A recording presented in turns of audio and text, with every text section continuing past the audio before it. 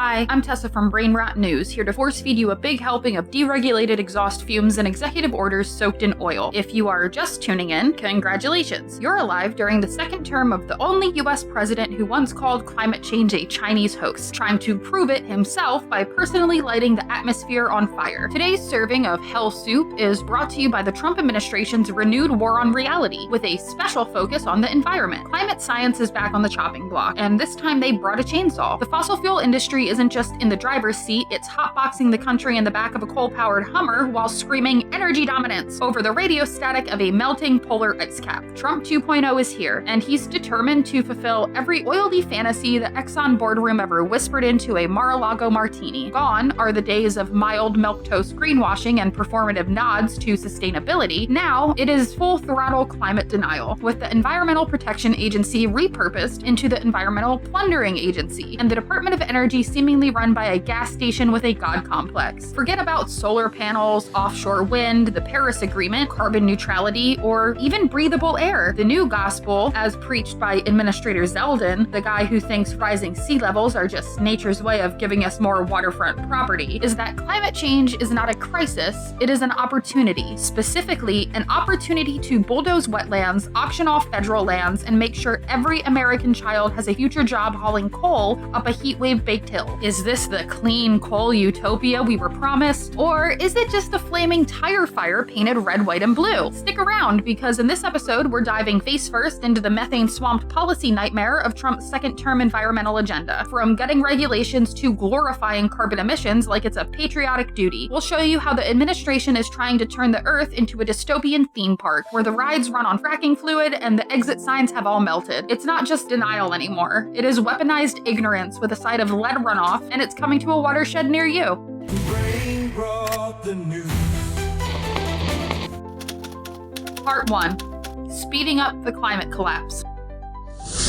Welcome to Trump 2.0, where environmental policy is less about protecting ecosystems and more about declaring open season on them. It is not just a rollback, it's a revenge tour. From the moment Trump's second-term clown car screeched back into Washington, it has been clear. This time, they are not just ignoring the climate, they are coming for it with a blowtorch and a list of deregulations. At the center of this smoggy delusion is the holy grail of Republican energy policy, energy dominance, a phrase that sounds like it belongs in a steroid-fueled wrestling promo, but actually translates to drill, baby, drill, until the oceans rise high enough to swallow Florida and solve our electoral map problem. The administration's mission is clear. Burn every last fossil, frack every inch of land, and treat the Environmental Protection Agency like it's an annoying smoke alarm that won't shut the hell up during a 5-alarm fire. Day 1 saw a flurry of executive orders, mostly dedicated to undoing anything that even looked like environmental protection. Climate initiatives, renewable energy programs, and executive orders on emissions are all gone. We have officially entered the scorched earth phase of American energy policy, and it is scorched by design, not disaster. Key agencies were handed over to the very industries they are supposed to regulate. The Department of Energy is now run by Secretary Wright, a man whose resume reads like a love letter to big oil, and whose idea of innovation is making black lung a thing again. Meanwhile, over at the EPA, Administrator Zeldin has proudly positioned himself as the executioner-in-chief of environmental regulation, famously vowing to drive a dagger straight into the heart of climate change religion, which is weird because most religions don't have 99% of the world's scientists backing them. The administration claims this environmental arson is all in the name of lowering costs for American families, creating jobs, and protecting national security. Here's the thing though, you cannot drink jobs, you cannot breathe cost savings, and you sure as hell cannot bomb a heat wave. They love to shout about energy independence, but the reality is they are selling out the future for a quick buck and some campaign cash from the fossil fuel lobby. Fossil fuels might make things cheaper for now, until your electricity grid collapses under the strain of heat waves, wildfires devour your local infrastructure, and floodwaters turn your basement into an aquarium. It's the old pay less now, die painfully later economic model. Coal mining is back, so if you're into black lung, non-union wages, and towns that die slowly when the seams run dry, that's great news. The clean energy sector, where the real future jobs are, is being actively strangled in its crib. This is not just short-sighted, it's economic sabotage sabotage dressed up as economic revival. As for that whole national security part, every credible expert, including the Pentagon, says that climate change is a threat multiplier. But to MAGA loyalists, national security means making sure Saudi Arabia doesn't have a bigger oil party than us. Rising sea levels, climate refugees, and global instability are just background noise to the sound of another offshore lease auction. So here we are, standing in the path of a methane-fueled freight train driven by ideologues who think the Clean Air Act is woke propaganda, and climate scientists are high priest of a globalist cult. And they're not slowing, they're doubling down, accelerating into the abyss like it's a NASCAR race, and the finish line is Miami under 3 feet of water. This is not policy. It is suicide in slow motion, and that motion speeds up every day.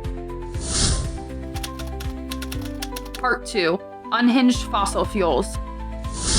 The Trump administration did not just walk back environmental protections, they strapped them to a rocket, lit the fuse, and called it energy independence when it exploded. With executive orders flying out of the White House like confetti at a fossil fuel orgy, we have officially entered the unleash hell phase of American energy policy. First up, the Unleashing American Energy Executive Order, which reads like it was ghostwritten by an Exxon lobbyist. This is the administration's energy manifesto, a declaration that federal lands are now open for business, and business is oil, gas, coal, and anything else you can light on fire. Regulations have been reviewed and rescinded. Oversight has been tossed into a shredder, and clean energy is barely mentioned unless it comes with a fracking rig. The order revokes 12 Obama-era climate directives because if a Democrat did it, it needs to be put to death. It disbanded the interagency working group on the social cost of greenhouse gases because apparently quantifying the value of not dying in a heat dome was just too woke. Permitting delays are gone, and environmental review is optional. It's the bureaucratic equivalent of taking off the seatbelt and flooring it straight into the climate crisis. Then there's the declaring a national energy emergency executive order, which basically says we are not producing enough fossil fuels, and that's an emergency. Never mind that the US is already drowning in oil and natural gas. Nah, we need more, damn it. This isn't just rhetorical, it is a legal move that invokes the National Emergencies Act to bulldoze environmental laws faster than you can say rising sea level. And let me just clarify real quick what kind of energy the emergency doesn't include. The order specifically excludes solar, wind, and battery storage because, God forbid, a breeze or a sunbeam interfere with the sacred right of oil extraction. If you're not melting glaciers, you're not doing real work. The Putting America First International Environmental Agreements order completes the isolationist hat trick by pulling the US out of the Paris Agreement like a toddler flipping the board game after losing, because apparently global leadership is taking your ball and going home while the planet burns. The US will now join an elite club of climate villains, right next to the handful of countries that think renewable energy is a hoax. Of course, we can't forget coal, and the name of the executive order I am about to say, I honestly thought was fake. I thought somebody was joking when they told me the name of this executive order. The Reinvigorating America's Beautiful Clean Coal Industry Executive Order, which is essentially a love letter to the 19th century. It directs every relevant agency to treat coal not just as an energy source, but as a sacred national treasure, like bald eagles or Super Bowl ads. They're even prioritizing coal as the primary land use on federal property. Because I mean, what's a national park without a little strip mining? And to make sure no one gets in the way, there's the Protecting American Energy from State Overreach order. This tells the Attorney General to go after states that try to regulate emissions, protect groundwater, or otherwise act like they've heard of science. The message is clear. If you try to protect your own environment, we will exile you for treason against ExxonMobil. Next up is the Zero-Based Regulatory Budgeting to Unleash American Energy Order. In English, every environmental rule now comes with a death clock. Regulations automatically expire unless renewed, and new rules can only last 5 years. Imagine if seatbelt laws evaporated after a few years unless we all voted to keep them. That's the logic here, because the only thing more American than deregulation is complete regulatory amnesia. All of these orders come together to form one beautifully deranged vision, a country where fossil fuels are king, science is heresy, and the environment is collateral damage. It is not just bad policy, it is a blueprint for ecological suicide with a red, white, and blue ribbon on top.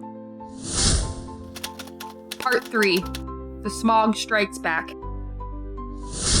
At this point, calling it deregulation feels quaint, like calling Chernobyl a mild electrical hiccup. What we are witnessing is not a tweak, not a reform, but a full-blown environmental purge. The Trump administration is not just rolling back regulations, it is trying to gaslight the atmosphere into thinking it's the 1950s again, when air was free to kill and rivers were flammable. Let's start with the emission standards massacre. The Clean Power Plan 2.0 is under review because curbing power plant emissions is apparently un-American. Methane rules are apparently too restrictive, and the mercury, air, and toxic standards, which literally protect us from neurotoxic metal in our lungs, are next on the chopping block. Because if a little brain damage is the price of energy independence, then line up the kids with inhalers and let freedom ring. These are the same people who are pushing anti-vax rhetoric, screaming about mercury in vaccines. Then there's the greenhouse gas reporting program, the thing that tells us how much poison we are spewing into the sky. The administration says it's too expensive. Apparently, ignorance is not only bliss, it is a cost-cutting measure. The most diabolical part of this smog symphony is Administrator Zeldin's open flirtation with killing the 2009 endangerment finding, the scientific and legal backbone that lets the EPA regulate greenhouse gases. Remove it, and the EPA becomes a glorified suggestion box with a weather app. Without this finding, the government loses its most powerful legal authority to fight climate change. It's like taking away firefighters' hoses during a wildfire and handing them marshmallows instead. And don't you worry, electric vehicles are under attack too. The administration has labeled EV standards as an EV mandate, mostly to mislead the public. Expect regulatory rollbacks aimed at protecting the God-given right to buy a pickup that gets 8 miles to the gallon and coughs like a coal miner with emphysema. And air pollution wasn't lonely for long, with water protections next on the hit list. The administration wants to narrow the definition of waters of the United States, which is code for let industry pollute every pond, stream, and puddle that does not have a yacht parked in it. It's a hydrological Hunger Games, and clean water is losing in the first round. Even more charming, coal plants and oil drillers may soon get the green light to dump more wastewater, that's toxic industrial goo for those following along at home, into our rivers and lakes. Because I guess, what's a little arsenic in your coffee when corporate profits are at stake?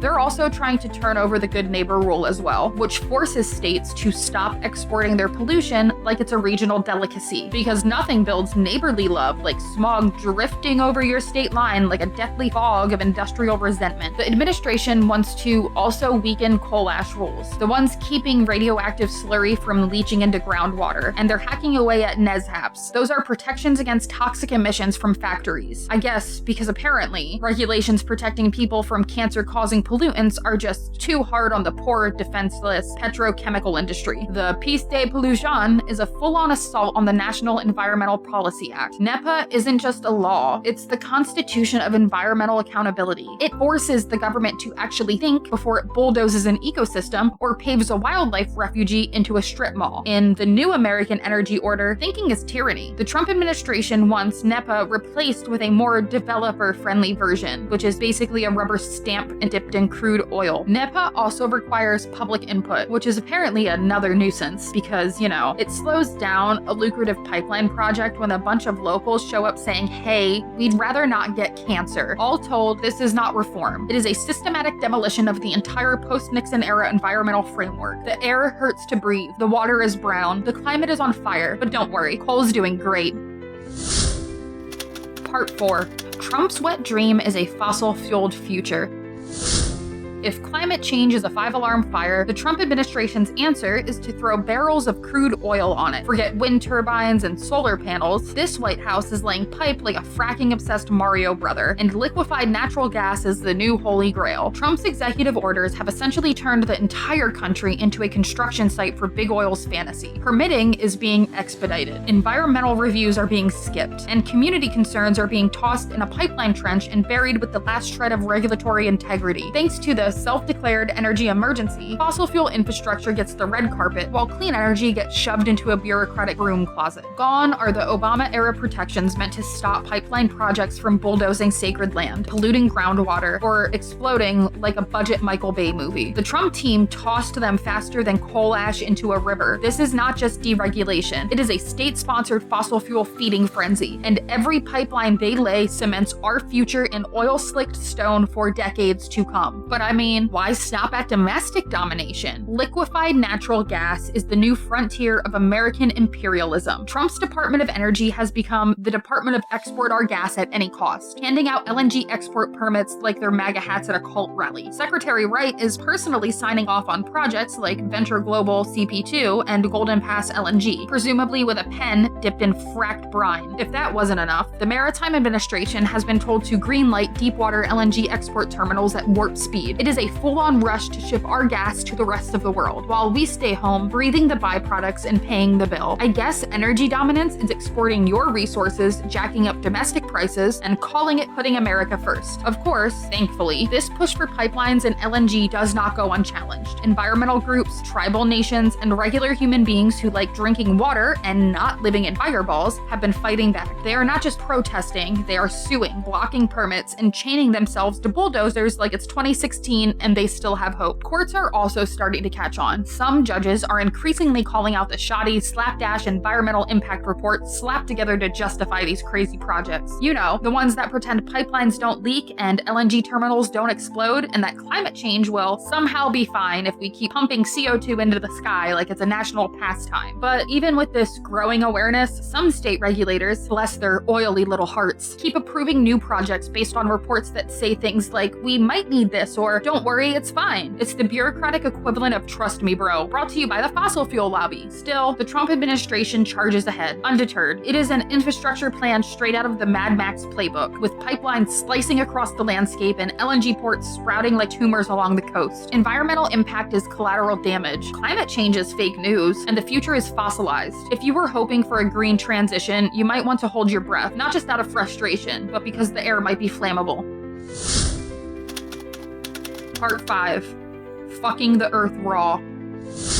If the planet had a thermostat, Trump just smashed it with a gold-plated golf club. Not content with gutting regulations, laying pipelines like a toddler playing with Legos, and revoking every climate policy not etched in stone, the Trump administration is now openly defunding the future, because apparently a clean energy economy just isn't tough enough for America 2025. Trump's fiscal year 2026 budget is a fossil fuel fantasy. It proposes slashing more than $15 billion from the Bipartisan Infrastructure Investment and Jobs Act, specifically targeting money meant for renewables and carbon reduction, the things that might stop the oceans from boiling us alive. Why invest in a livable future when you can fund coal like it's a new cryptocurrency rug pull? Leading the charge into the carbon-soaked abyss is the Department of Energy's Office of Energy Efficiency and Renewable Energy, a key agency responsible for actual progress. It is facing a $2.5 billion budget axe because energy dominance means making sure that we never have renewable energy. Undermining clean energy extends to crippling the electric vehicle market. By gutting funding for essential EV charger grants, the administration is sabotaging the infrastructure EVs need to function. It's as absurd as decommissioning gas stations and then faulting the drivers for running on empty, a move clearly designed to benefit the fossil fuel industry. The NOAA and the EPA, the agencies that dare to track and study climate change like it's real or something, are also in the crosshairs. The proposed cuts to climate research programs would leave us flying blind into the apocalypse, but that's apparently a feature, not a bug. Why prepare for disaster when you can deny it exists and blame immigrants later? The damage is already hitting the ground. The National Renewable Energy Laboratory, basically America's clean energy brain trust, has started laying off staff. Other DOE offices are bleeding, unable to fund or manage the very projects that could keep the power grid from collapsing the next time Texas sneezes. Across the country, funding freezes are derailing clean energy investments, leaving solar installers, wind techs, and battery startups twisting in the increasingly hot wind. This is not incompetence. It is ideology. The Trump budget proudly declares its plan to cancel green new scam funds, an actual quote, and redirect DOE cash to fossil fuels, nuclear, and the mythical unicorn of critical minerals. Because if it doesn't explode, irradiate, or leak methane, this administration isn't interested. Energy Secretary Wright, the sentient oil rig in charge of the DOE, called the budget a restoration of energy dominance, which is code for we're building a future our grandchildren cannot breathe in. It is not a pivot, it is a full-scale rejection of the idea that we should reduce emissions, transition to clean energy, or acknowledge that climate change is not just a liberal hoax cooked up by coastal elites with too many degrees. So, America's energy policy is now fully aligned with a high-carbon, high-risk death cult, and we are all just along for the gas-guzzling ride. Hope you like Category 6 hurricanes and submersible Florida.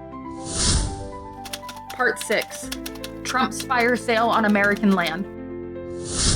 It turns out all that talk about draining the swamp was just preparation for drilling the swamp. The forests, the deserts, the coastlines, and anything else not already paved over with a Bass Pro Shop. In his second-term crusade against nature, Trump is not just rolling back conservation efforts. He is actively auctioning off America's wilderness like it's a clearance rack at Walmart. Executive orders from Cheeto Mussolini himself now make it official policy to treat public lands like discount gas stations for Exxon and Chevron. Interior Secretary Doug Burgum, known for his rustic charm and deep spiritual connection to oil money, has directed the Bureau of Ocean Management to start prepping a brand new offshore oil and gas leasing orgy on the outer continental shelf. This administration wants to turn your beach vacation into a background shot for Deepwater Horizon 2, Smog Boogaloo. Don't worry, landlubbers, there's plunder for you too. A Senate bill cheered on by the administration would mandate oil and gas lease sales on every eligible patch of federal land across the West. Got a scenic vista in Utah? Drill it. National forest in Colorado? Frack it. Sacred tribal lands? If it burns, it earns. Even the seafloor isn't safe. Interior is promoting the extraction of critical minerals from the ocean bottom because when you think about sustainable economic futures, the obvious solution is to rip open the Earth's final untouched ecosystems like a frat boy on his first beer. They are not stopping at energy. The Trump team is going after conservation policy itself, including the Bureau of Land Management's Public Lands Rule, a rule meant to keep extraction from totally devouring public land. That's being tossed aside like a granola bar wrapper into a pipeline trench. The administration's willing to reconsider protections for national monuments, which translates roughly to get ready to see mining trucks in Yosemite. The National Park Service is on life support. The 2026 budget proposes massive cuts, and even worse, transferring some parks to state control, which is just a polite way of saying, let's see how fast they can privatize the Grand Canyon. Don't forget, they have already removed protections from lands previously safeguarded from mineral development. Protecting the land is not their priority. Exploiting it is. This scorched earth policy is a 180 from the previous administration's approach. Under Biden, there were actual investments in water health, old-growth forest protection, and a science-based strategy for conserving public lands. They even launched the America Beautiful initiative, which aimed to conserve 30% of U.S. lands and waters by 2030. Under Trump, that has been replaced with the American Exploitable initiative, where we sell nature's birthright for the price of a decent stock bump and a dirty handshake. So if you were hoping to take your kids to experience nature in the United States, maybe hurry. The national parks might be soon sponsored by Halliburton, or worse, renamed America's for-profit nature reserve, with geysers shooting crude oil and grizzlies available for lease. Part 7.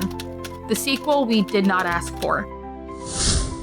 In a stupid move to reassert America's global leadership as a petulant man-child, Donald Trump has once again pulled the United States out of the Paris Climate Agreement, giving the international community the diplomatic equivalent of a middle finger made of coal, dust, and melting glaciers. On day one of his second term, Trump made it official. The United States, the second biggest carbon belcher on Earth, is ghosting the rest of the world's climate pact for the second time. Apparently, failing once wasn't enough. He's going for a repeat performance of diplomatic isolation. The withdrawal kicks off a one-year bureaucratic breakup process with the United Nations, but Trump wasted no time ending all U.S. contributions to the UN Framework Convention on Climate Change. He also shredded the International Climate Finance Plan, ensuring that developing nations most at risk from climate chaos, who had the gall to be born near rising seas and dying fields, won't get a dime from us. America first, everyone else under boiling water. This is not just a rejection of science, it is a rejection of basic human decency. Imagine watching the house next door burn down while you sip gasoline from a novelty mug that says global warming is a hoax. That's basically US climate policy now. By storming out of the Paris Agreement again, Trump has effectively handed the global climate mic to China, the EU, or whoever else feels like pretending the future matters. Our withdrawal creates a leadership vacuum at the worst possible time. The last time Trump did this, the world managed to hang on. But doing it twice is not just abdication, it is sabotage. Climate multilateralism is now an open mic night without the headliner. Domestically, the backlash was swift. Environmental groups, scientists, and normal people who like breathing immediately denounced the move. But Trump does not care about the experts, carbon math, or our children's lungs. He is too busy posing in front of oil derricks and bragging that he fixed the weather by cutting wind energy subsidies. The states and cities are the ones left holding the bag. Governors and mayors from coast to coast have said they'll keep pursuing the Paris goals on their own, which is nice, but it's like trying to fix a gunshot wound with a band-aid and good vibes while the person is being shot over and over. We are proudly joining the ranks of Libya, Iran, and Yemen, nations who are not exactly the climate dream team. America used to lead the world in innovation, policy, and science. But now, we're leading in tantrums, fracking, and emissions. Even worse, by exiting the deal, the United States has no say in future negotiations. We are not just unplugging the fire alarm, we are setting the house on fire and pretending we don't see it. And if other countries follow our lead, it won't be a domino effect, it will be a funeral procession with exhaust pipes. So congratulations, America. We have gone from leader of the free world to that drunk uncle who throws up on the dinner table then asks why no one's eating. The only climate policy Trump believes in is climate denial, and if he has his way, it'll be the hottest apocalypse money can buy. Part 8. The Wreckage and the Fight Ahead. The Trump administration's environmental policies are not just a U-turn, they are a handbrake, skid into the abyss. A deliberate sabotage of everything we have built to protect, the air we breathe, the water we drink, and the only damn planet we've got. This is not just policy disagreement. It is systematic demolition, gutting environmental protections, slashing clean energy programs, ditching climate agreements, and handing the keys to the fossil fuel lobby. The administration's worldview is a polluter's paradise, where regulations are tyranny and oil is holy water. The EPA is being turned into a real estate agency for polluters. The Department of Energy is now basically ExxonMobil's marketing team, and our public lands are being stripped for parts. We are watching decades of hard-fought progress set on fire and sold by the barrel. The rollback of emissions standards, the deregulation of methane, the weakening of the Clean Air and Water Acts, and everything else. It all points to one outcome: more pollution, more sickness, and more environmental collapse. And as always, the ones most affected are minorities, with more suffering for the poor, the marginalized, and the communities already dumped on by history. The damage will not just be local. With America out of the Paris Agreement and hell-bent on fossil fuel expansion, the world's second largest emitter is actively making it harder for humanity to survive. These policies do not just warm the planet, they boil the future. But this isn't over. The truth is, the federal government is not the only battlefield. States and cities can resist. Governors can sue. Local leaders can pass stronger rules. And you can fight. Courts are still open. Coalitions are still forming, and public outcry still matters even in the age of disinformation and doom scrolling. Organize, protest, sue, vote, or run for something. Get loud, get informed, and get angry, because the people torching the environment are counting on your silence. Support environmental groups who are dragging these policies to court by the teeth, and back candidates who believe climate change is real and does not think sea level rise is a Chinese hoax. Pressure your mayors, your governors, your local officials. Submit comments, march, and refuse to give up. We are not powerless. We are outgunned though, but not outnumbered, not yet. Most importantly, do not lose hope. That is what they want. That is how this ends. With apathy, with exhaustion, and with everyone too tired to fight for the future, there is still time to turn this around. The climate fight is a relay, not a sprint, so pick up the damn baton. That's all for Brainrot News. Thank you for watching, and remember to like, comment, and subscribe before we all drown in a Category 7 hurricane made of fire ants and microplastics. See you in the next extinction level broadcast.